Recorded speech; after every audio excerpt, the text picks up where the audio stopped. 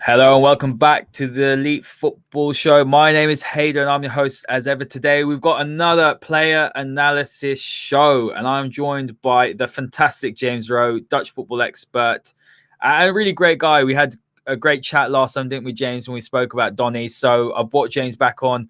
I think it's a good time probably to speak, isn't it, James, about Donny van der Beek, because we've had about 2 months of the season. But Mm. welcome back. How are you today?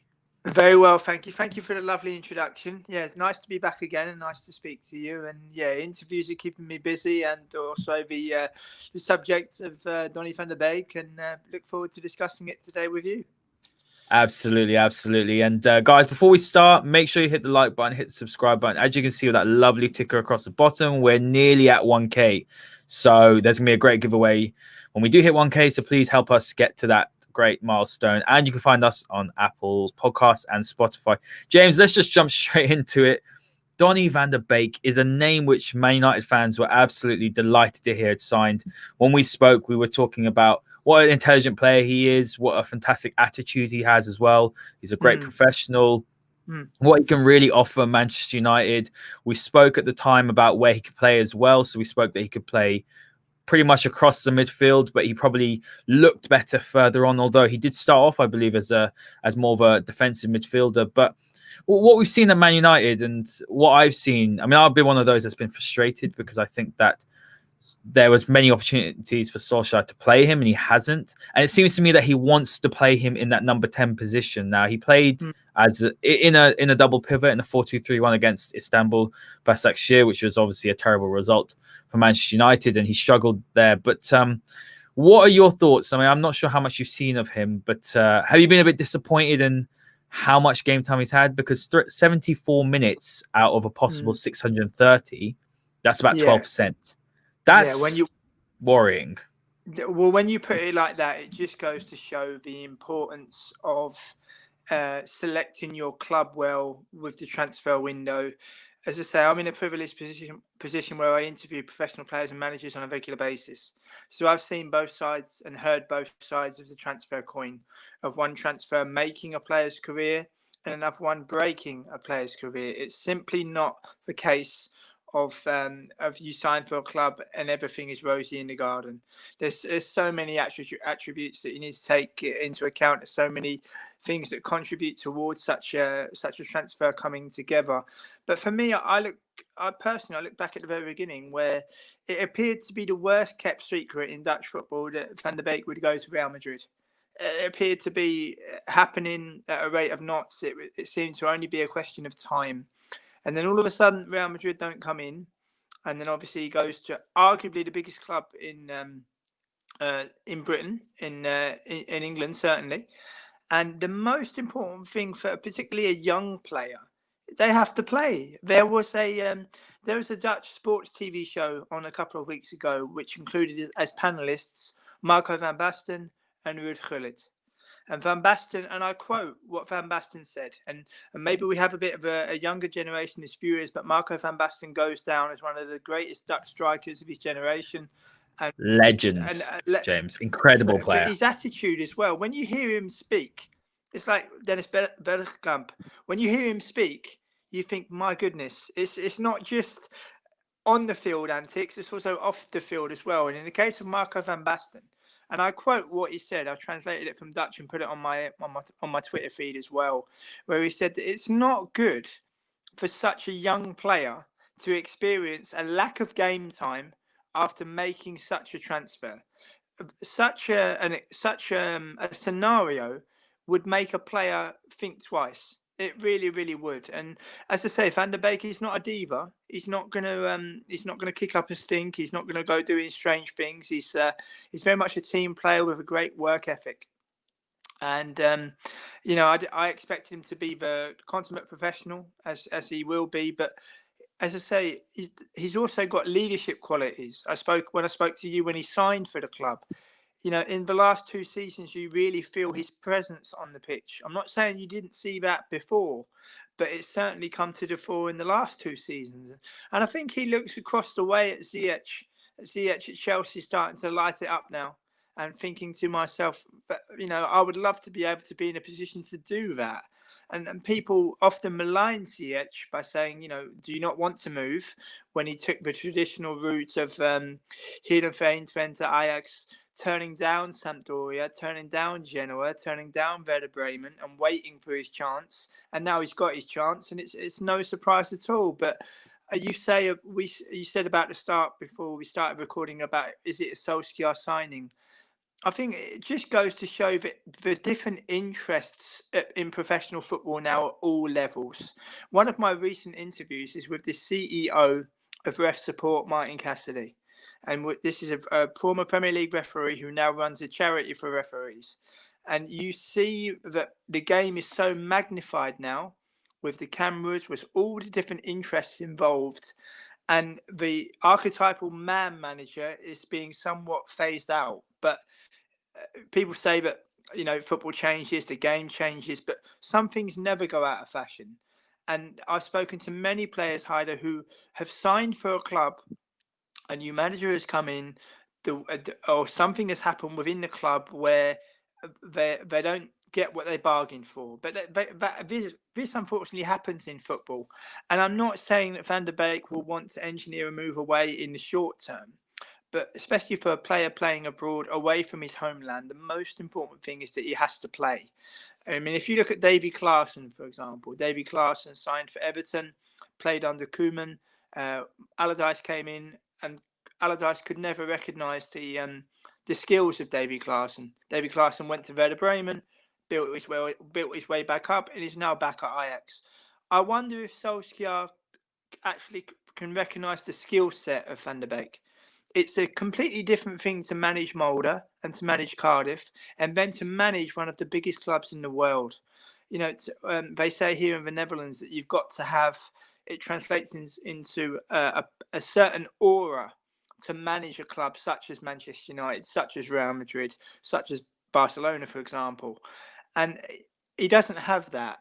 And you think of the big decisions that need to be made at board level. Manchester United are not a charity. We're talking about the biggest football club in England. I mean, my team as well. I've been an Arsenal fan for over 30 years. Arsenal are also not being run properly. I see after the loss to Aston Villa, I see people saying Arteta out, when nobody wants to magnify the real problem. And that is that Arsenal have an owner where we are not his priority. And like anything in life, which somebody owns, if you don't look after it, it will start to decay. So, as I say, that's just my personal, somewhat controversial opinion. But I think personally, Manchester United have got some big decisions to make sooner rather than later.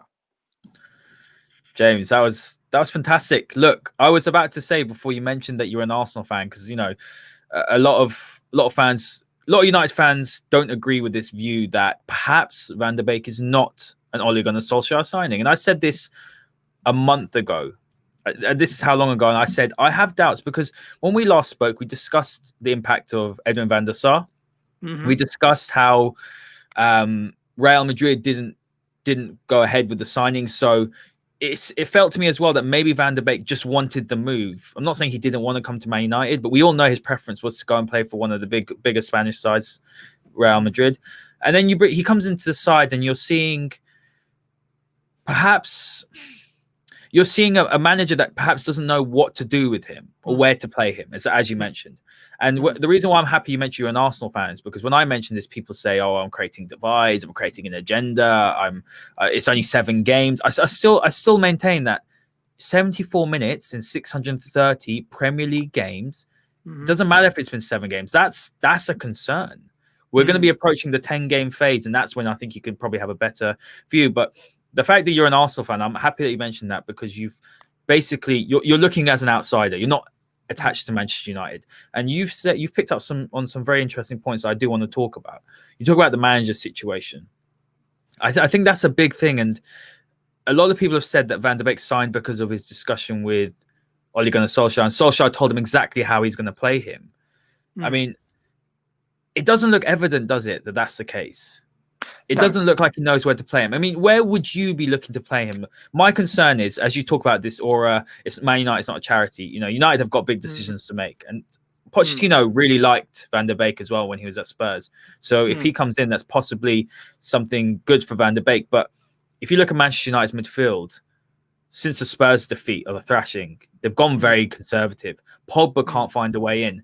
That's a bit of a concern, isn't it, for Van der Beek, that himself and Pogba are both flair players, both attacking players, talented players. If they can't find their way into a midfield over Fred and McTominay, who have been very good, but they are limited, isn't that a concern going forward then? Absolutely. But I think it just goes to show that a lot of fans, like you said about you was accused of creating an agenda. I mean, I received a lot of abuse from fellow Arsenal fans when I gave my honest opinion. But I tried to explain to people that I deal with professional players and managers at all different levels, almost every day of the week. So my perspective and what I get to hear and the questions I ask are a little bit different from somebody who's never spoken to any professional at any level. And I think that a lot of people like to kind of want to be the first. They want to be the first to have suggested this. They want to be the first to have mentioned that. But it doesn't work like that. There's at all different levels. There's so many different facets to the game now in terms of player welfare. Like, for example, you have player welfare officers now. Years ago, you never had them before. It never existed, and now it's a fully fledged function within a football club. You speak about how much say does the managers have. All players, regardless of level, appreciate one thing, and that's clear communication. All players appreciate that, and the clue is in the name to manage. The clue is in the name, in terms of management. And people say about I've seen Nagelsmann also linked with Manchester United. I've seen people talking about others. If you asked me who I would suggest, I don't mean to upset any Leeds fans, but I think the answer is closer to home, and I would give you all a clue in Eric Cantona. I personally believe, I don't believe that the story of Leeds United has reported as it should have been. I find it unbelievable how the British press don't seem to have the courage to ask Marcelo Bielsa certain questions. Obviously, he's an Argentinian, speaks Spanish. He's worked all around the world. But I also interview in different languages, Haider. I also interview in Spanish and Dutch. And when you are speaking to a Dutch player or a Spanish player and you ask them a question in their mother tongue, you get a lot clearer answer. I'm aware that the translator does an amazing job at Leeds United, as did the translator before him. But sometimes you've got to step it up a little bit. You're dealing with someone who was born in Rosario, an agricultural powerhouse of Argentina, who's worked managing arguably the biggest club in France in Marseille, made Bilbao into an amazing football club. If you look at Pochettino, Simeone, Guardiola, they all went to Bielsa. They're disciples of the Bielsa, aren't they? Yeah. They went to him to literally get the green light that they could become managers. If you look into the greatest manager that Manchester United ever had, the greatest manager of all time in British football, he had a certain aura about him where he was the boss. And this is what Manchester United need now. If you look at Luke Ayling, he was also an Arsenal player, very unlucky not to make the grade. Luke Ayling, he said in an interview in the documentary of Leeds, we've got one of the best managers in the world telling us what to do. So, of course, we're going to do it. And look, Calvin Phillips was maligned by Leeds fans. Bielsa's made him into an international player. Just pure, this is building with what you've got, because I see with a lot of Arsenal fans in particular, they only look at the price tag, they don't look at the character, and they don't look at the work rate.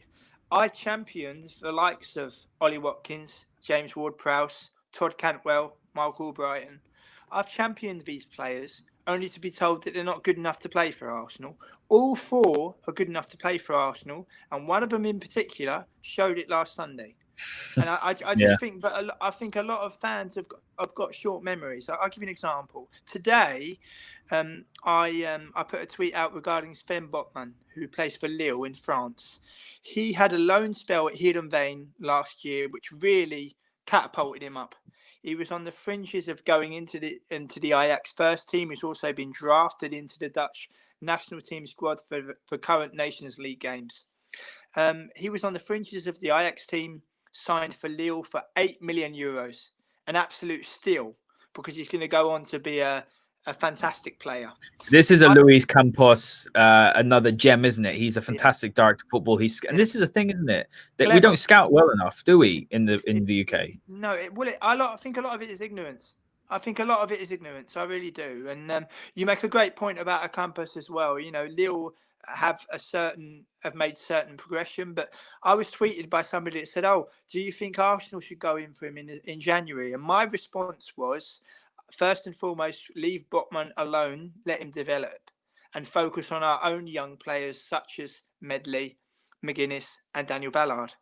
And for example, Arsenal already had 11 defenders and they go out and buy a 12th. And this is what I mean about ownership. Ownership isn't just giving people the money, it's also being aware and protecting your investment. I don't mean in terms of it's my money, it's my investment. But if you are an owner and you have 11 of something and I come to you and say I need a 12th, you are well within your rights to say to me, but you've already got 11 of them. In the case of Arsenal, we already had 11 defenders, excluding the academy. Why did we need a 12th? And the thing about Gabriel, before he signed for Lille, played for Troyes and played for Dynamo Zagreb. Doesn't make him all of a sudden good enough to play for Arsenal, does it? And this is what I mean about the education of fans as well. I mean, as I say, I'm in a privileged position. I have been for the last 4 years. And what I try to do is to try to educate fellow fans and writers with every single piece that I write, whether it's a Jamie Carragher, Danny Cowley, Graham Potter, or whether it's a Dutch player playing in the Danish league or the Swedish league. You know, everyone has a story to tell, and you try to also, along with referees and with agents as well, tell the stories that are not often written, because it's not as simple as 1, 2, 3. And I think in the case of Bielsa, I just think, I know it would upset a lot of Leeds fans, and people would say, the pressure. Marseille are a massive club, absolutely massive. If you can manage Marseille, then I think you can hold your own. I mean, if you see with the, it's just my personal opinion, Marseille are arguably the biggest club in France. I'm often told by people, oh, not Paris Saint-Germain, but Paris Saint-Germain in the days of George Weah and Paul Again and Ginola, you know, I think a lot of fans have short memories. And well, the money came in, James, and that's why they are where they are. But before that, it was Lyon, and it was Marseille hadn't won it for a long time, but Lyon had won it for nearly 6-7 years in a row. So this is the thing, isn't it? But James, like bringing it back to Van der Beek, because you mentioned something about, you know, how Arsenal have 12 defenders, they bought 11, they bought a 12th one. A lot of the British media is just clueless about foreign players. They're ignorant. There's arrogance. It's something which makes me very, very angry. You see the way that they talk about Van der Beek. Why do United need Van der Beek? They've got McTominay. It's insulting. McTominay is a completely different player, but it's that almost uneducated rubbish that they come out with every single time about foreign players. And you've seen this a lot with Van der Beek. And so within the United fan base, Van der Beek is a very popular player. A lot of fans can see the value that he can bring. A lot of fans are questioning why he's not playing. Do you think that United made a mistake buying him, though? That's the question I want to ask. Do you think it's a mistake on the player's part for joining? And do you think it's a mistake on the club's part for forking out the money on a player when, look, he will play games. I'm sure of it. But it's just me personally, I'm getting the impression that we don't know where to play him. And that's why I want to ask you, where can he play? Where's his best position? Well, I don't think it's a mistake yet, but I think Manchester United have got to work hard to make sure that they keep him. As I say, he's not a diva. He's not gonna leave in January. He's not gonna instruct his agent to get him a move, but he is going to want to play long term. This is why players move, to play as often as possible. And I think his presence as a number 10 in his work rate, I think that could be very good for Manchester United. In terms of Pogba, it's just my personal opinion, Haider. I think Pogba has reached the top in becoming world champion, and I think he's kind of down tools a little bit. I think he's reached the pinnacle, and that's enough for him. Okay, but it's nice to win a World Cup. Hugo Lloris also won a World Cup, so did Griezmann. But they pushed on in terms of their skill set and what they can do. And I just think Pogba has rested on his laurels a little bit. There's no doubt an amazing talent in his footballer. But I just think since he's become a world champion, I just think he's rested on his laurels a little bit. And, motivation is also the key, because the career is very short. It goes by in the blink of an eye. And I just think that in the case of Van der Beek, I think the best thing for Van der Beek will be that a new manager will hopefully come in and play him hopefully every game, and then he can start to kind of crack on and play on. But until Manchester United makes such a decision, I mean, it doesn't help that first and foremost, a manager's still in a job. No manager likes to lose his job. But I go back to my original point, Haider, where we are talking about the biggest club in English football. We're not talking about a charity. We're talking about the biggest club in English football. My team, we haven't won the league since 2004. But if you wouldn't know it, because nobody talks about it. They're all too obsessed with Aubameyang, Partey, Lacazette, Ozil. Nobody wants to tell the truth that we haven't won a title for 16 years, and it'll be at least another 5 before we have a crack at it. But obviously, nobody wants to hear the truth in that respect. It's just an opinion, by the way. But I think big decisions need to be taken when you are at a big club. I'll give you an example. One of my upcoming interviews features information behind the scenes about Chelsea. With Marina, one of the transfer people on their. Is this Granovskaya? Yes. She's fantastic. One of my upcoming publications features information about her from an agent who's dealt with her firsthand, and she said to me that she's an absolute joy to work with. Yes means yes, and no means no. It's nothing is. Obviously, we're in the age of, for example, I saw Brentford today wanting to become the most inclusive club in English football. It's fantastic. It's brilliant. But we must always remember that, equality is very important. But in football, it's very much the best people for the job and putting the best people in the best places, not just on the pitch, but also off the pitch.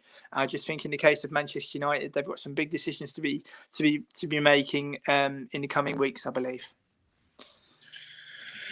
James, I completely agree. I'm one of those who's looking at the manager position and thinking you're not up to scratch. And you're right, United isn't a charity. And when you have sanctioned the move for someone like Van der Beek, you've got to find a way to get him in the side. And I agree with you. And I think Pochettino would be someone that comes in. But what I do want to ask you, last question, I know you've had a busy day and we've got to rush off. But looking at the way that Van der Beek does play, how versatile is he? Because personally, I think he could play as an 8.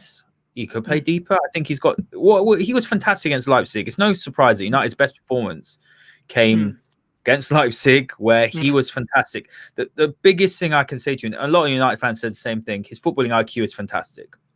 He's very clever. His ball retention is fantastic as well. He's very good at these one touch play. He's very clever. His movement's fantastic. He's picked up a good understanding with Mata and with Bruno to an extent when he's played with Bruno. But looking at his qualities, is there a possibility that he might even play when Pochettino plays, for example, when he plays like 4-2-3-1? His right winger was Christian Eriksen. You remember how effective he was. Eriksen's not a winger on the right, but he played almost like a free role where he was looking to get the ball into the box to Dele Alli and to Harry Kane. Could Van der Beek almost become a hybrid sort of like Mata plays? He doesn't play on the wing, but they play and they float a little bit. Is he got the capability to do that? Because I can't see how, with Pogba also there, how him, Pogba and Bruno all fit in the same side in the midfield. So has he got the intelligence? Has he got the ability to do that? Because I think a lot of United fans are a little bit stumped on where he plays, because as a number 10, Bruno will play as number 10. Bruno will start and he's putting out the numbers. I personally think Bruno should drop back a little bit and Van der Beek should play as a 10, because Van der Beek makes better runs into the box and Bruno doesn't make enough. But is that something Van der Beek could do? Because, it really does worry me. I know he's still young, but like you said, these are key years after a big move. He's got to play, and United have got to find a way to fit him in the side. And I'm getting concerned. I'll be honest with you. Well, he has experience in playing as a number 6, playing as a number 8, and also captain in Ajax. And you say about the footballing IQ, this is purely down to education. And I've spoken to many players that have come through the Ajax Youth Academy, and they always talk about the education they received, the education they received in terms of respecting fellow teammates, respecting coaches, respecting opponents, and being aware of your surroundings, being aware of the position you play, making sure you give 100% every time. It's a wonderful footballing philosophy that they have. But as you say, the key years after such a move, I think it should also serve as a lesson that there are going to be good transfers and bad transfers, but the key is in I often find with a lot of players, when I ask them about transfers, they always say, and I'll bring it back to an interview I did with Ricky van Wolfswinkel, when I asked him about his ill-fated stint at Norwich when I spoke to him in 2017. He was linked to Man United very heavily, wasn't he, for a number of years? Yeah. Wow, that's a name from the past. Yeah, well, I think it's relevant in this point. I spoke to him in 2017 when he was playing for Basel, and I asked him, where did it all go wrong at Norwich? And he said to me, he said the club first and foremost really sold it to me. They told me that I would be playing up front with a fellow strike partner in a 4-4-2 formation. He said I ended up playing 4-5-1 on my own up front at Manchester United at Old Trafford against Ferdinand and Vidic. He said as a striker, I became completely isolated. And what was strange before that is he was on absolutely amazing form at Sporting Lisbon. I remember being on holiday in Lisbon for a city break and reading the sports pages, or just trying to make sense of it. And he was on the front pages of Bola and the sports pages in Lisbon because he was so popular. And he was banging in the goals, James. Well, he was fantastic at Lisbon. His attitude was just amazing. There was a Dutch football program called Leven als een Prof, which translates to Life as a Pro, where the host would go with footballers kind of on their daily business. And he went to Lisbon to see Ricky van Wolfswinkel, a guy called Harry Vermegen. And he said, Ricky, what are we going to do today in Lisbon? He said, we're going to buy my girlfriend, we're going to buy her a present because she's just passed her exams. And it was just like the cameraman, they were going into a shop and they were chatting about football and all these different things. And it was an amazing show, a really, really good show. And, then you really got to see the other side of Ricky van Wolfswinkel. And when I spoke to him, he was just so friendly. His father-in-law is actually Johan Neeskens, obviously the second Johan here in the Netherlands, as he's called, with his own career at Barcelona as well. And Van Wolfswinkel is just a very good player, really found his feet at Basel. But I just thought it was apparent to let listeners know that, this is a player who, when I asked him where it went wrong, and he was telling me what he was told by the club and what he was told by the manager, and then how quickly things can change. By the same token, Van der Beek could have found himself in the same boat. So it's strange times, really, and people also have to remember that there's not a pot of gold at the end of every transfer rainbow, so to speak. I see people already tweeting about January, and I think to myself, we are in November. We're talking about livelihoods here. We're in the middle of a pandemic where people are struggling, countries are struggling. It's irresponsible to go out and spend millions of pounds on players when you already have cover in certain positions. So it'll be very, very interesting to see what happens going forward. Yeah, it's a fantastic point, isn't it? It's been sold a dream, essentially, isn't it? And clubs don't always hold up their end of the bargain. What bothers me is that, and like I said, it's been 7 Premier League games. You could find after this international break that Van der Beek's playing a lot more, and then we won't be having this discussion. Next time you're on here, we'll be talking about how good Donny's been. But it's more to do with the fact that openly Ollie has said in the public, I know exactly where I want to play him. I told him where I'd play him, exactly how he's going to fit in, and we haven't seen that. So that's for me, that's something that bothers me, because I think honesty is important. And I also think don't say that in public. Then don't say it if you don't if you don't follow through with it. I think that's important. Being transparent is important. What I will say about Solskjaer, is he's someone who I've always thought is an excellent man manager. I really have. But I think that where he lacks in his, I suppose, tactical acumen as a manager. He's not on that level of an elite manager, but he does make up with it being a good man manager.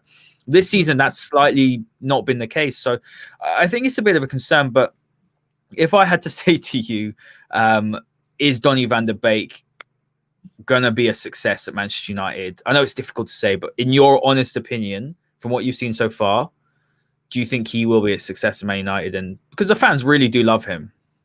Yeah, I think that eventually things will get going for him at Manchester United. Eventually, sooner rather than later. I think we'll see whether there'll be a change of manager. He's not the type to down tools. He's not the type to go off in a strop. He will remain completely focused on the job in hand. But I think something will happen somewhere along the line. I'll give an example of Alexander Butner, who used to play for Manchester United. He now plays for New England Revolution. I spoke to him back in the summer, and he used to play for Vitesse. And did you know he used to be a central midfielder? And he was playing really well as a central midfielder.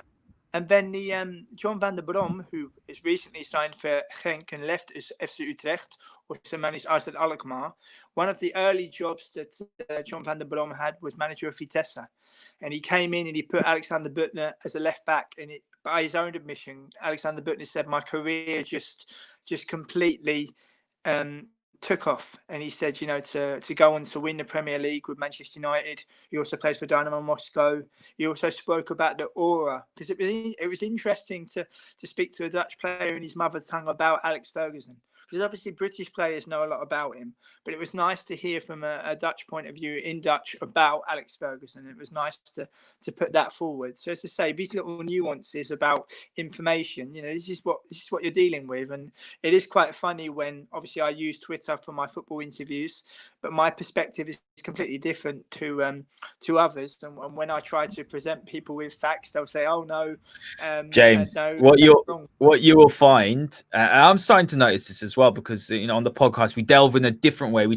My whole thing is to take the emotion out of it, take the reactionary bit out of it, take the click bit out of it, and actually look at things as how they are and look at the facts. Because often the problem with football fans, it's all on emotion. You just have to look at the way that fans, everything's clickbait, the way that these big accounts go in at Arsenal, and then the same Arsenal big accounts going at United, and it's all one-upmanship. It's rubbish. And when you actually come in with a proper opinion, it doesn't get the views it should. It doesn't get the clout it should, because people don't want to hear it, because the truth usually is something that hurts. In your case, right, your club, I saw your tweet, you beat us. If it wasn't for the penalty, you wouldn't have beaten us. You went and got smashed by Villa, and you said this is why you shouldn't get too high. As a United fan as well, I turn around and say Ole Gunnar Solskjaer, in my opinion, is unlikely to deliver a title at Manchester United. That's just facts. It's not me being negative. But another manager like Pochettino perhaps could, a better manager. And then in tandem with that, a player like Van der Beek you'll see what he can give. So all these things, it's not me being negative, me being biased. It's just me saying it how it is, really. Well, you're also entitled to your opinion. And I put out a tweet after Arsenal's defeat to Aston Villa, and I said, look, one thing is clear. Aston Villa have learnt from their mistakes. They've invested well, and they have grown as a team. And Arsenal, on the other hand, not so much. And the most important thing is a club as well is also to learn from your mistakes. I mean, Ollie Watkins, for example. I mean, I was told from a fair few players, even when he was at Exeter, you knew how good he was. And this, Exeter are not the biggest club in the world, but you see how he's grown. It's the same with Ward-Prowse. I was told Ward-Prowse is not good enough to play for Arsenal. Of course he's good enough to play for Arsenal, but unfortunately there's a generation who only look at the price tag. And unfortunately with my own club, it's happening far too much. I mean, for example, the McGuinness, Daniel Ballard, Zach Medley. What must they be thinking now? Playing for Gillingham, Blackpool, and Ipswich. When they're all good enough to play for Arsenal. And Saliba, for example, Saliba signed. Saliba doesn't play, and this is we're in a situation where clubs have got to make decisions that maybe are not very popular. But in this day and age, if you have the strength of character to make such decisions. It's the most important thing. And I think that we're talking about two of the biggest clubs in English football. I mean, the day that Arsenal won that game, considering the games we had in the past, I remember the very first one that came to my mind was the brawl of Old Trafford back in with Anders Limpar and Brian McClare, going back a long, long time.